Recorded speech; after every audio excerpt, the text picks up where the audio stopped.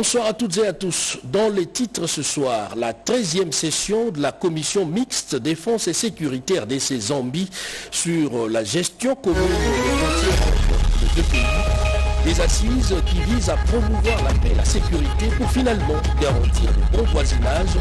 On y revient dans un instant dans ce journal. Des grands chantiers sont en cours dans le processus de rajeunissement de l'administration publique. Eh bien, le Royaume de Belgique apporte son expertise dans le processus de réforme en cours en RDC. RDC Belgique, deux administrations publiques très similaires et au passé colonial. On en parle également dans un instant dans ce journal. Bienvenue aux 20h. Le dernier titre parle de la Belgique et justement, après la cérémonie de présentation des lettres des créances, l'ambassadrice de Belgique en poste à Kinshasa, Roxane de Bilderding, a été reçue par le chef de l'État, Félix-Antoine Tshisekedi, au cœur des échanges, les investissements économiques entre les deux pays. Blandine Zovu et bienvenue Kabamba. Il s'est agi des discussions autour des différents thèmes qui animent les relations bilatérales entre la République démocratique du Congo et la Belgique. Parmi les sujets évoqués, le projet sur les investissements économiques, particulièrement dans le domaine agricole. Nous avons aussi échangé sur les différents projets sur lesquels la Belgique est très fort investie ici. Il y a les investissements économiques. Je reviens par exemple, la semaine dernière, j'étais dans le sud du Bangui, où j'ai visité une plantation où on transforme des produits agricoles congolais localement, et il y a vocation à créer une zone économique spéciale, à développer le corridor qui mène jusque Douala pour exporter des produits congolais, mais aussi à travers le port d'Akoula, par le fleuve, à amener tous des produits vers Kinshasa.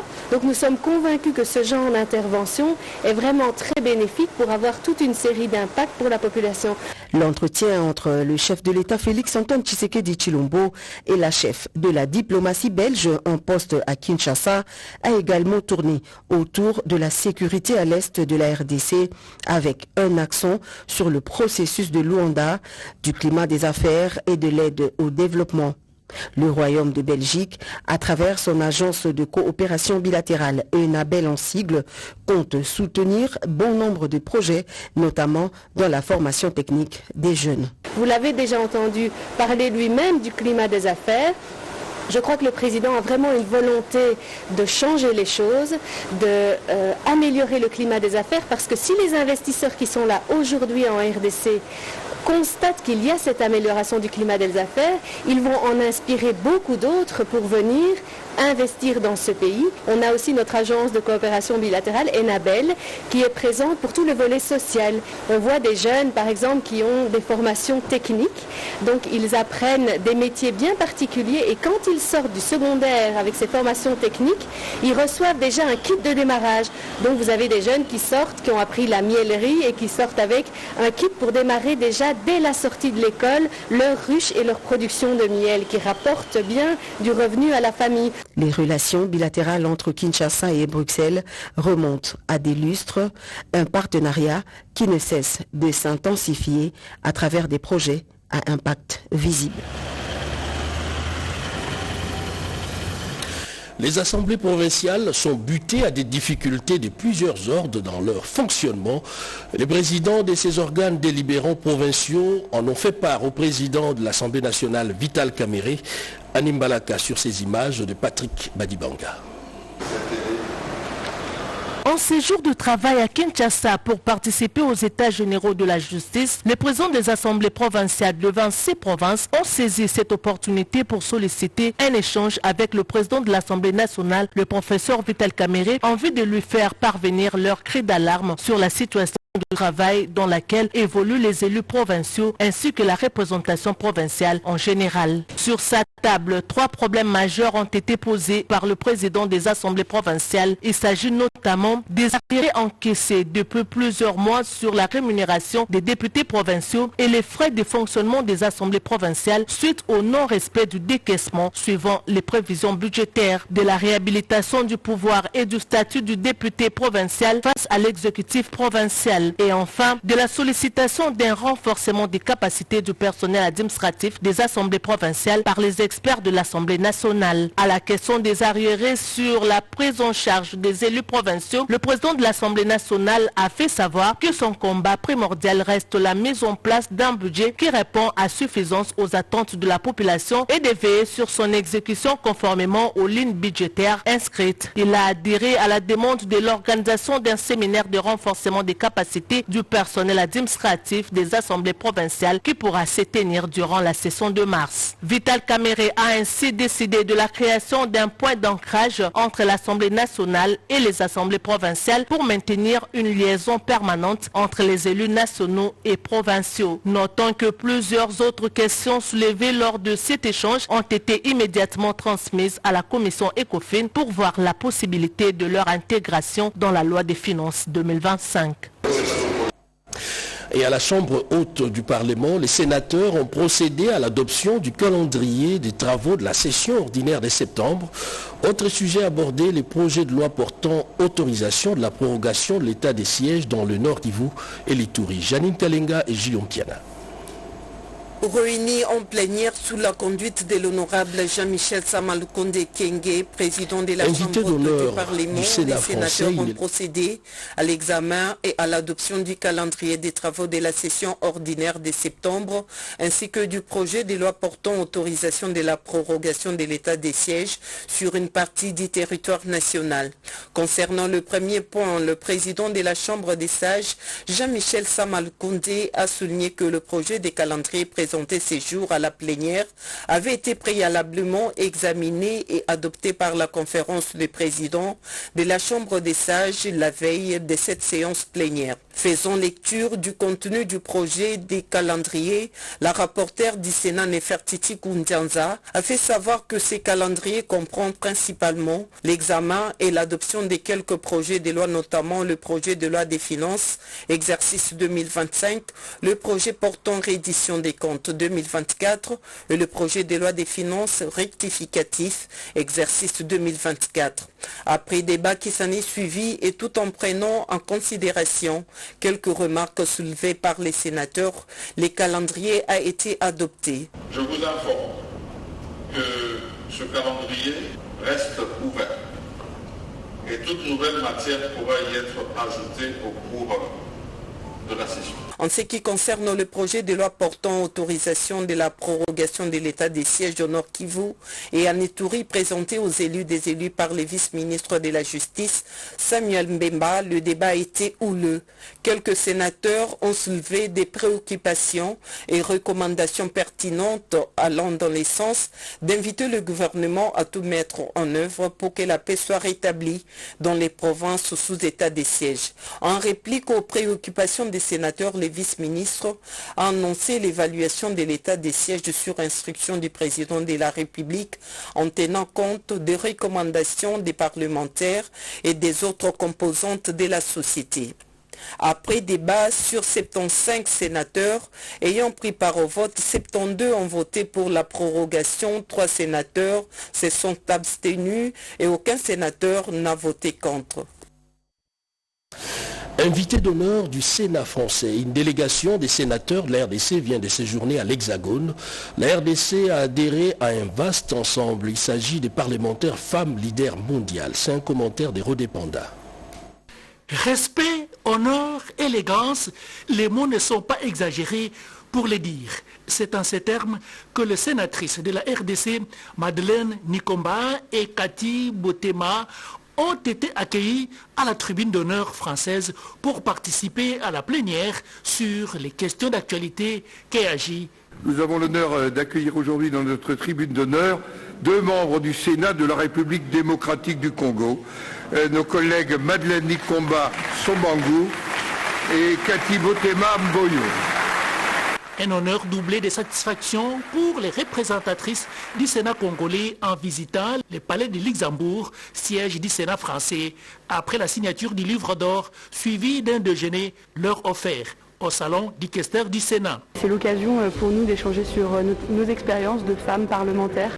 Créée en 2000, la structure des femmes leaders mondiales, la RDC, y adhère en 2024, 24 ans après. À l'issue de l'Assemblée générale de ces femmes, l'honorable Madeleine Nikomba est intronisée ambassadrice des femmes leaders mondiales en RDC, fruit de la diplomatie agissante engagée par le président de la République Félix Tshisekedi. Avec les privilèges des femmes parlementaires de la RDC, les sénatrices Madeleine Nikomba et Cathy Botema ont bénéficié de cette casquette pour partager plus d'expérience sur les questions sénatoriales avec les femmes parlementaires du Sénat français. Le lobbying va continuer, nous n'allons pas nous arrêter aujourd'hui. C'est le travail que nous avons choisi de faire pour suivre la vision du chef de l'État avec la diplomatie agissante. La sincérité affichée par la représentation de ces deux chambres hautes de deux pays rassure pour une bonne collaboration parlementaire. La bonne gouvernance dans la gestion des ressources publiques, c'est le message de la première ministre Judith Suminwa-Tuluka aux femmes mandataires au sein des entreprises du portefeuille. C'était au cours d'un échange direct dans son cabinet de travail. Jemima Diane Mogo, Pompo Umba et Joe Patrick Koukou. Les femmes parmi celles qui sont élevées en dignité à différents postes de responsabilité dans notre pays, autour de celles qui viennent rompre le cycle des hommes comme chef du gouvernement. L'échange est convivial. Il s'agit de la délégation du réseau des femmes mandataires de la RDC, RFMP, conduite par sa présidente Sylvie Elengue, directrice générale de la RTNC. Le RFMP est constitué des femmes présidentes de conseil d'administration, directrice générale adjointe et administratrice du secteur public. Selon Christelle Mouabilou, secrétaire du réseau et directrice générale adjointe de l'OCC, les femmes ont sollicité l'appui du gouvernement sur les réformes à apporter au sein de leurs entreprises. Il était question d'avoir un premier contact avec les femmes mandataires et ensuite nous avons préparé un mémo que nous lui avons remis pour qu'elle comprenne un peu comment fonctionne la gestion des entreprises et établissements publics, et ensuite nous avons aussi proposé des pistes de solutions face à certaines réalités et des défis auxquels nous faisons face. Le réseau était émerveillé de constater la maîtrise de toutes ces questions par la première ministre qui leur a annoncé que le gouvernement travaillait déjà sur leurs préoccupations. Et pour mettre fin à la dépolitisation et au favoritisme tant décrié, des critères objectifs et des tests seront imposés pour certains postes en vue de rendre compétitives les entreprises publiques, a prévenu la patronne de l'exécutif. La bonne gouvernance au sein des entreprises publiques est une priorité pour Judith Suminwa. La première ministre a interpellé les femmes mandataires publiques à œuvrer pour la bonne gouvernance en vue d'atteindre les résultats, mais aussi de contribuer au développement socio-économique du pays. La République démocratique du Congo et la Zambie partagent une frontière commune longue de 1930 km. Kitwe en Zambie a accueilli la 13e session de la commission mixte défense-sécurité RDC Zambie, session à laquelle a pris part les vice-premiers ministres, le ministre de l'Intérieur Jacquemain Chabani. Bobo Anand Mokonzi pour d'autres détails. Ces pactes conclus entre la République démocratique du Congo, représentée par le vice-premier ministre, ministre de l'Intérieur et Sécurité Jacquemain Chabani, et la Zambie, à travers son représentant dans la ville de Kitwe, marquent un nouveau tournant dans les renforcements des coopérations liées à la gestion commune des frontières qui séparent ces deux nations. La signature conjointe de ces protocoles d'accord qui est intervenue lors du conseil ministériel co-présidé par ces deux personnalités est l'aboutissement d'une séance de travail des experts de ces deux nations qui ont au préalable évalué les mesures préventives prises pour rompre avec la série des cycles des incidents le long des frontières et de prévenir des risques à l'avenir. Ces assises visant à promouvoir les relations de bon voisinage entre Kinshasa et Lusaka, notamment en matière de lutte contre la criminalité transfrontalière, rencontrent la volonté des chefs d'État de ces deux nations, entendus Félix-Antoine Tshisekedi Tshilombo et son homologue Hakainde Hichilema. La réussite de ces travaux, nous la devons en premier lieu à leurs excellences, messieurs les présidents de la République de Zambie, Hakainde Hichilema et Félix-Antoine Tshisekedi Tshilombo de la République démocratique du Congo, qui s'emploient jour et nuit à améliorer les relations de bon voisinage entre nos deux pays. Pour ce faire, un suivi rigoureux est nécessaire pour que la coopération franche recherchée par nos États devienne une réalité. J'instruis le secrétariat permanent défense et sécurité de mon ministère de faire ce suivi strict de toutes les résolutions. Cet accord fait ainsi suite à des travaux de la 13e session de la commission mixte défense et sécurité RDC Zambie, dont la 14e édition est prévue prochainement à Kinshasa. La validation de la RDC aux normes ITIE en janvier 2026 dépend en majeure partie de la nouvelle approche. Eh bien, le Pullman Hotel, ici à Kinshasa, a accueilli l'atelier national sur la redynamisation liée à de nouvelles exigences de la mise en œuvre de la norme ITIE. Peggy Mukunda et Tony Juma. Pendant 4 jours, les participants ont adopté un plan d'action sur les mesures claires et prioritaires pour accélérer les efforts vers une gestion durable des ressources naturelles de la RDC. C'est le vice-premier ministre de l'économie Daniel Mukoko Samba qui a clôturé ses assises au nom de la première ministre Judith Souminois. Je suis plus que satisfaite de la façon dont les échanges se sont déroulés. Et ce d'autant plus que durant 4 jours, les parties prenantes ont échangé avec franchise et dans le respect mutuel. Les participants sont ainsi parvenus à atteindre les objectifs assignés dans les termes des références de ces assises. Ainsi, pour votre engagement réitéré à poursuivre la mise en œuvre de l'ITI dans notre pays et surtout pour votre participation assidue à ces travaux, recevez, chères parties prenantes, mes très sincères félicitations. Au nom du vice-premier ministre, ministre du Plan, Guylaine Nyembo, le secrétaire général du Plan, Daniel Epembe, a remercié tous les participants pour leur engagement dans la contribution au renforcement de l'ITI-RDC, l'amélioration des nouvelles exigences pour la transparence et la redevabilité de la bonne gouvernance dans le secteur des industries extractives, amènera les pays à sa validation prochaine de janvier 2026 aux normes ITIE internationales, a renchéri le secrétaire général du plan dans son adresse. J'en parlais tout à l'heure dans le titre. La Belgique, une longue expérience dans l'administration publique. Eh bien, la diplomate belge en poste à Kinshasa était l'hôte des marques du vice-premier ministre, ministre de la fonction publique, Jean-Pierre Liao. Nadine Kilocho et Moke Maluma pour le compte rendu. Coopération administrative entre Kinshasa et Bruxelles, l'ambassadrice belge en République démocratique du Congo, Roxane de Biderling, a formulé le vœu de poursuivre le partenariat gagnant-gagnant entre les deux administrations, notamment dans le domaine de la formation. La Belgique réaffirme son engagement à accompagner la RDC dans le processus déjà entamé de la réforme de l'administration publique. C'est ce qui ressort de l'audience que le vice-premier ministre, ministre en charge de la fonction publique, Jean-Pierre Liao, a accordé le jeudi 7 novembre 2024 à la diplomate belge. Au cours de cette réunion, les échanges ont tourné autour des avancées réalisées et les défis à relever pour atteindre l'objectif de la modernisation et le redressement de l'administration publique congolaise. Il m'a montré comment il avait mis en œuvre son opération de recensement de tous les fonctionnaires avec des données biométriques qui donnent un annuaire qui fait que chaque fonctionnaire aujourd'hui sait qu'il est enregistré, on sait où sont les fonctionnaires, on sait combien il y en a. Ces échanges et ces possibilités de stage sont vraiment enrichissants en fait des deux côtés, parce que pour nous aussi c'est une grande richesse de pouvoir recevoir, accueillir ces stagiaires congolais au sein de notre administration, et je crois que ça crée encore, ça tisse des liens parce que nos administrations se connaissent mieux.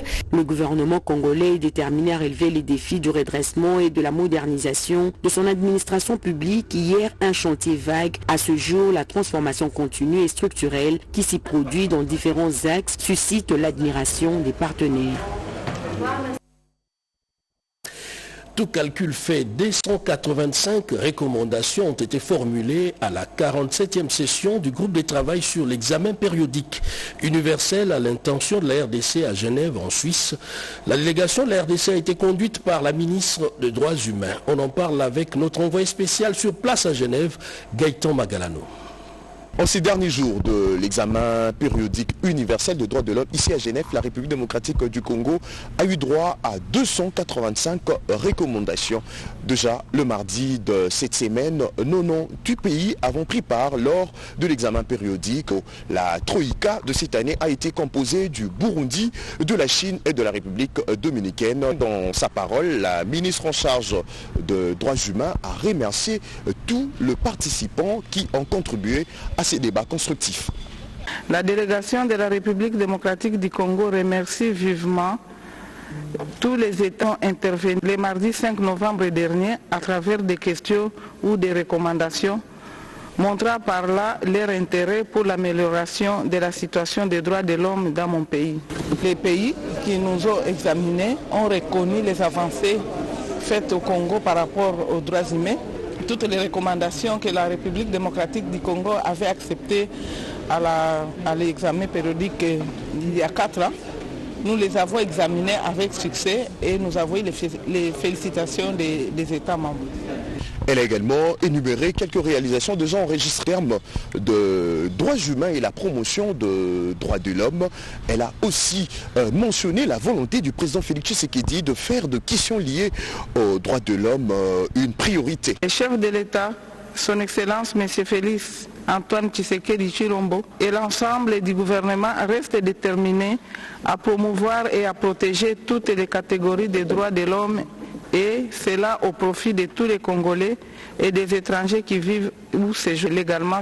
La République démocratique du Congo va donner sa réponse par rapport à ces recommandations entre février et avril de l'année prochaine. Depuis Genève, Gaëtan Magalhanon, Jean-Pierre Onema et Chikobi Ponda pour le compte de la RTNC.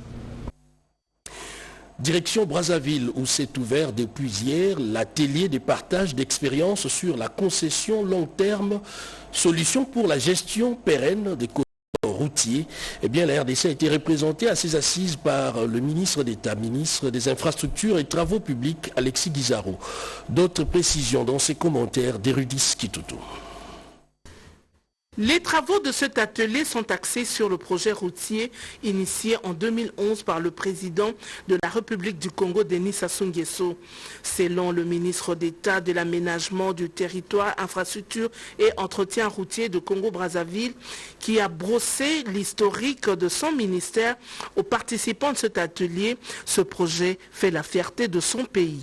Le Congo voisin possède actuellement un réseau routier national construit selon le standard international.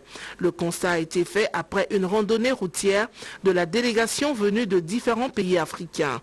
Alexis Guizarro Mouvouni, ministre d'État, ministre des Infrastructures et Travaux Publics de la République démocratique du Congo, a salué le système du partenariat public-privé exploité en République du Congo. L'expérience que nous vivons aujourd'hui avec mon collègue ministre centrafricain, c'est vraiment une expérience que nous allons faire l'effort de dupliquer dans nos États, dans nos pays respectifs. Il est vrai qu'en ce qui concerne la République démocratique, nous avons déjà l'expérience de la concession, mais je dois avouer que la manière dont elle est gérée ici, c'est quand même déjà à un niveau beaucoup plus professionnel. Les travaux de cet atelier se sont poursuivis entre partenaires et experts venus de la RDC, le Gabon, le Tchad, le Cameroun et la République centrafricaine. Singapour abrite le forum sur la philanthropie. Eh bien, la ministre des Affaires sociales, Aziza Mounana, a porté la voix de la République démocratique du Congo à ces forums. Edi Tchala. À l'ouverture du forum des affaires et de la philanthropie à Singapour, la ministre des Affaires sociales, Action humanitaire et solidarité nationale, Nathalie Mounana, a pris part en présence des membres du gouvernement et du président du Parlement de la République de Singapour. Pendant ces assises, Aziza Mounana Nathalie a insisté sur le rapport qu'entretient le ministère des Affaires sociales, Action humanitaire et solidarité nationale de la République démocratique du Congo avec les organisations locales et internationales pour améliorer les services de santé, notamment dans les zones rurales. C'est un honneur pour moi de me tenir devant vous aujourd'hui, représentant la République démocratique du Congo, un pays qui est connu non seulement pour ses ressources naturelles, mais également pour sa résilience et sa détermination sous la direction de notre président de la République, son Excellence Excellence Félix Antoine Tshisekedi Tshilombo, nous nous concentrons sur la transformation du paysage social et humanitaire de notre nation. Nous travaillons pour que chaque Congolais, quelles que soient ses conditions, puisse accéder aux soins médicaux dont il a besoin pour mener une vie saine et productive. Ce forum offre des perspectives cruciales sur l'investissement à impact, la durabilité de l'innovation sociale en République démocratique du Congo. L'article 6 de l'accord de Paris, un outil supplémentaire dans la mobilisation des fonds nécessaires dans l'action climatique. Les sujets étaient au cœur d'un atelier dont les travaux étaient lancés par la ministre d'État, ministre de l'Environnement, Eve Bazaïba. Chimène Dondo et Junior Luyeye nous en disent un peu plus. Pendant 3 jours, soit du 5 au 7 novembre 2024, le participant a consulté sur nécessaires relatives à l'article 6 qui se veut un outil supplémentaire de mobilisation de fonds nécessaires à l'action climatique et au développement durable en République démocratique du Congo et également un processus d'élaboration du cadre de mise en œuvre de l'article 6 de l'accord de Paris en RDC tout en renforçant les capacités techniques des acteurs sectoriels. Cet atelier contribue à la réalisation du pilier 6 du programme d'action du gouvernement 2024-2028 consacré à la gestion durable et responsable de face au changement climatique et à la réalisation de l'opérationnalisation du marché carbone en RDC. L'article 6 est un élément clé de l'accord de Paris sur les changements climatiques. Il porte sur le développement du marché du carbone, de lieux où le pays, les entreprises ou le particulier peuvent échanger ce qu'on appelle de crédits d'émission de gaz à effet de serre. Ces de 3 jours ont été organisés par le ministère de l'Environnement et Développement durable avec le soutien de son partenaire Green Economic Partnership en collaboration avec le Centre d'excellence climatique. Vous allez la voir sur ces images, c'est une sourde muette. Capacité extraordinaire dans le contact interne. On en vient maintenant à cette information. Vous allez le voir sur ces images. Elle entre en contact simplement avec son gestuel, avec ses clients. Elle s'appelle Glody Ochuma. Vous allez la voir sur ces images. Elle est sourde-muette, dotée d'une capacité extraordinaire dans le contact interpersonnel sans la parole. Une aptitude hors norme qui a suscité la curiosité de la ministre de la Jeunesse, Noéla Aïnagato. On en parle avec Nadine Yang. C'est un engagement public pris lors de la table ronde des solutions concrètes organisée en août dernier. La ministre de la Jeunesse et de Veille patriotique, Noéla Aïnagato, s'est rendue personnellement au domicile de Glody Ochuma, au quartier Mbanzalemba, sourde et muette à cause d'une erreur médicale depuis son tout jeune âge. Elle s'est spécialisée en coupe et couture grâce à une détermination personnelle hors pair et un soutien inconditionnel de sa famille. Dans l'auditoire, chaque fois que les professeurs donnaient cours, l'interprète, lui ont dit étudier avec l'interprète, ça nous a coupé les yeux de la tête. Je pensais que c'était des aventures et maintenant là, je suis très heureuse parce qu'elle s'est déplacée, la ministre Noéla s'est déplacée. Elle a pensé à moi, elle est venue et voir là où je travaille. Donc elle a respecté la parole qu'elle m'avait promise quand on était à la table ronde, qu'elle arrivera à la maison. Et là, elle a mis de côté ses activités pour venir ici. Jamais je n'oublierai. Noéla Aïnagato a pris cette fois l'engagement d'élargir l'activité de Glody Ochuma pour une plus grande production afin d'en faire un modèle. À présent, cette ordonnance présidentielle portant nomination d'un directeur général et 2 directeurs généraux adjoints de la Direction générale des recettes administratives, judiciaires, domaniales et des participations DGRAD. Vu la Constitution telle que modifiée par la loi numéro 11002 du 20 janvier 2000 2011 portant révision de certains articles de la Constitution de la République démocratique du Congo du 18 février 2006, spécialement en ses articles 69, 79, 81 et 221, vu les dossiers personnels des intéressés, vu la nécessité et l'urgence, sur proposition du gouvernement. Article 1 est nommé directeur général M. Uchudi Lutula Etienne. Article 2, sont nommés directeurs généraux adjoints aux fonctions spécifiées au regard de leur nom. M. Kamwena Lubamba, directeur général adjoint en charge des questions techniques et réformes. Madame Epuluke Bompula Christine, directeur général adjoint en charge des questions administratives et financières. Article 3, sont abrogées toutes les dispositions antérieures contraires à la présente ordonnance. Article 4, les vice-premiers ministres, ministres de la fonction publique, modernisation de l'administration et innovation du service public, ainsi que les ministres des Finances sont chargés chacun en ce qui le concerne de l'exécution de la présente ordonnance qui sort ses effets à la date de sa signature.